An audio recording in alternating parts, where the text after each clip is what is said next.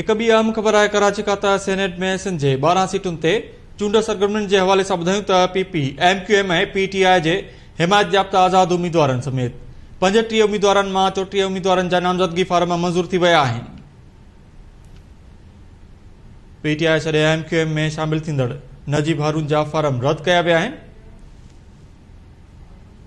इन हवाले से लाइन ते मौजूद है आज़म ज़ोरानी। जी आज़म, तफ़सीली जो जी सिंध में सेनेट के 12 सीटन से थींदड़ इलेक्शन के हवाले से जमा थियल नॉमिनेशन पेपर्स में 35 मां 34 उम्मीदवारन के एहल करार दींदे उन फार्म बहाल रखी छड़िया जैसे PTI छे MQM में शामिल थींदड़ अॻूणे MNA नजीब हारून जा फार्म रद्द करे छड़िया। सभई इलेक्शन कमीशन पारा एहल उम्मीदवारन की लिस्ट जारी करे छड़ी है।